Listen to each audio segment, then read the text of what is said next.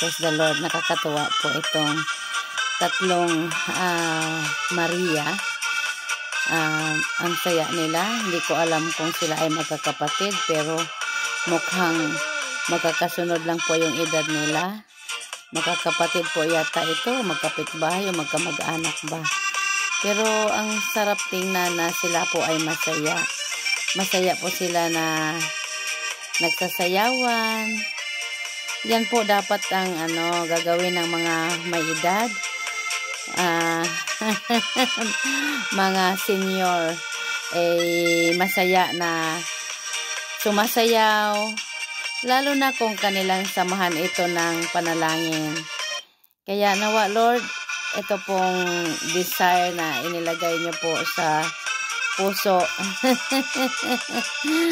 ng iyong abang lingkod ay nawa magkatotoo po sa biyaya po ninyo, Panginoon, na magkaroon po tayo ng yung katulad nito. Malalakas pa sila, elderly. Ang gagawin po nila, sama-sama po sa isang lugar at sasayaw, kakanta, magpupuri sa ating Panginoon. At gabi-gabi, mayroon pong prayer meeting, makikinig ng salita ng Diyos, dahil mayroon pong ibibigay si Lord na disciple na katulad kay Brother Jotan Yahora na may edad na rin, na siyang magbabasa ng gospel, mag-share, at sa marami pa po na mga preacher disciple na gagamitin ni Lord para magpahayag po sa mga senior citizen. Pagdating ng panahon, ang mga kapatiran po na nasa ibang bansa ay uwi ng Pilipinas, sama-sama po sa isang lugar na kung saan sasayaw, magpupuri kay Lord araw-araw, gabi-gabi.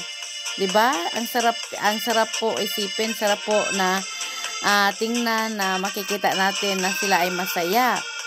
And then, ang gagawin po nila, ipanalangin, magro-rosary, ipanalangin ang lahat ng mga anak, lahat ng mga apo, ipanalangin ang lahat ng mga prayer partners, ipanalangin ang Mahal Santo Papa, ipanalangin po ang lahat ng mga kaparian, mga obispo, mga religious congregation, ipanalangin lahat ng mga chapters, lahat ng mga cell groups, outreaches, at mga neighbor prayer groups, diba? Mag-aakay ng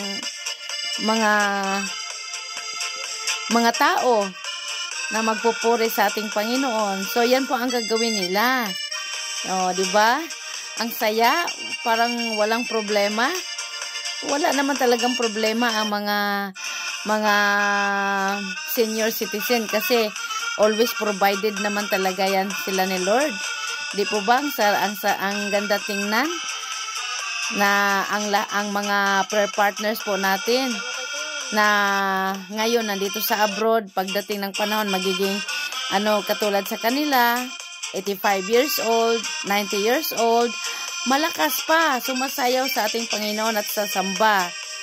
Ang sarap po tingnan. Kaya nawa Lord, pagpalain mo po, O Lord God, na may mga gininto ang puso po kayo na gagamitin upang magtayo po ng gawain mo, to God be the glory, bahay na kalinga na si Kristo ang namamahala.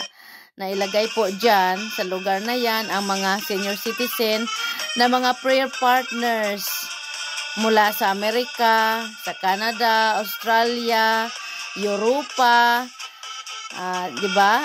Ang sarap-sarap na tingnan, sama-sama. Kahit alam ko hindi magiging ulyanin ang mga prayer partners kasi i-bless ni Lord yung healthy mind. I-bless ng Panginoon na magkaroon ng healthy mind, body, soul, and spirit. Kahit umabot pa ito ng 150 years old, diba? Walang imposible kay Lord. Kasi sino ba yung umabot ng 900 years old? Sino nga ba yun?